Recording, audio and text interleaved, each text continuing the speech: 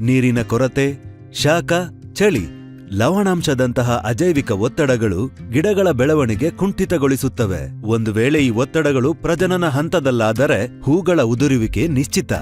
ಒಂದು ಹೂವು ಉದುರಿದರೆ ಒಂದು ಹಣ್ಣು ನಷ್ಟವಾದಂತೆ. ಅದರ ನೇರ ಪರಿಣಾಮ ಇಳುವರಿಯ ಮೇಲಾಗುತ್ತದೆ. ಸಂತಾನೋತ್ಪತ್ತಿ ಹಂತದಲ್ಲಿ ಸಸ್ಯಗಳಿಗೆ ಅಮಿನೋ ಆಮ್ಲದ ಅಗತ್ಯವಿರುತ್ತದೆ ಮತ್ತು ಈ ಅಮಿನೋ ಆಮ್ಲವನ್ನ ತಯಾರಿಸಲು ಸಸ್ಯಗಳು ಅಧಿಕ ಶಕ್ತಿಯನ್ನ ಉಪಯೋಗಿಸಬೇಕಾಗುತ್ತದೆ. ಸಂತಾನೋತ್ಪತ್ತಿ ಹಂತದಲ್ಲಿ ಬರುವ ಅಜೈವಿಕ ಒತ್ತಡಗಳಿಂದಾಗಿ ಇಳುವರಿ ಮತ್ತು ಅದರ ಗುಣಮಟ್ಟವು ಕುಸಿಯುತ್ತದೆ.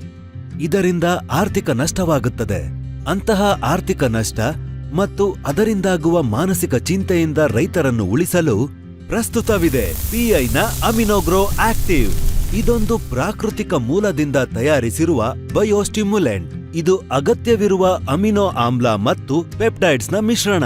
ಅಮಿನೋಗ್ರೋ ಆಕ್ಟಿವ್ ಪೇಟೆಂಟ್ ಎಫ್ಇಡಿ ತಂತ್ರಜ್ಞಾನವನ್ನು ಉಪಯೋಗಿಸಿ ತಯಾರಿಸಲಾಗಿದೆ. ಇದರಲ್ಲಿ ಪ್ರೋಟಿಯೋಲಿಟಿಕ್ ಕಿಣ್ವಗಳ ಸಹಾಯದಿಂದ ಅಮಿನೋ ಆಮ್ಲವನ್ನ ಪಡೆಯಲಾಗುತ್ತದೆ. ಎಫ್ಇಡಿ ತಂತ್ರಜ್ಞಾನದಲ್ಲಿ ಆಮ್ಲ ಜಲವಿಚ್ಛೇದನ ಮತ್ತು ಹೆಚ್ಚಿನ ತಾಪಮಾನ ಒಳಗೊಂಡಿರುವ ಯಾವುದೇ ಪ್ರಕ್ರಿಯೆಗಳಿಲ್ಲ.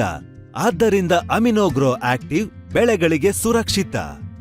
ಸಸ್ಯಗಳಲ್ಲಿ ಪ್ರೋಟೀನ್ ತಯಾರು ಮಾಡಲು ಅಮಿನೋ ಆಮ್ಲ ಎಲ್ ರೂಪದಲ್ಲಿ ಇರುವುದು ಅಗತ್ಯ.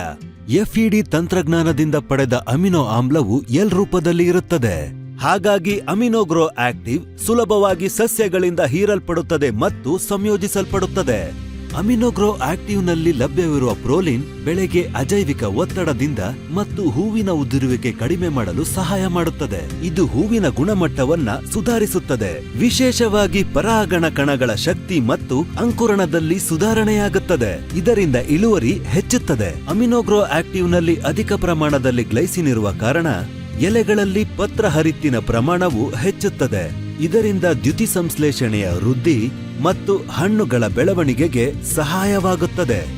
ಅಮಿನೋಗ್ರೋ ಆಕ್ಟಿವ್ನಲ್ಲಿರುವ ಸಕ್ರಿಯ ಪೆಪ್ಟೈಡ್ಸ್ ಹಣ್ಣುಗಳ ಬಣ್ಣ ವಿಕಸನ ಮಾಡುವ ಹಾರ್ಮೋನ್ನ ಸಂಶ್ಲೇಷಣೆಗೆ ಸಹಾಯ ಮಾಡುತ್ತದೆ ಮತ್ತು ಉತ್ಪನ್ನದ ಶೇಖರಣಾ ಸಮಯವನ್ನ ಹೆಚ್ಚಿಸುತ್ತದೆ. ಇದೇ ಕಾರಣದಿಂದ ಅಮಿನೋಗ್ರೋ ಆಕ್ಟಿವ್ನ ಉಪಯೋಗ ಹೂ ಬಿಡುವ ಪ್ರಾರಂಭ ಮತ್ತು ಹಣ್ಣುಗಳ ಬೆಳವಣಿಗೆ ಹಂತದ ಸಮಯದಲ್ಲಿ ಮಾಡಲು ಶಿಫಾರಸು ಮಾಡಲಾಗಿದೆ. ಇದನ್ನು 400 ರಿಂದ 500 ಮಿಲಿ ಪ್ರತಿ ಎಕರೆ ಪ್ರಮಾಣದಲ್ಲಿ ಸಿಂಪಡಿಸುವುದು ಅಗತ್ಯ.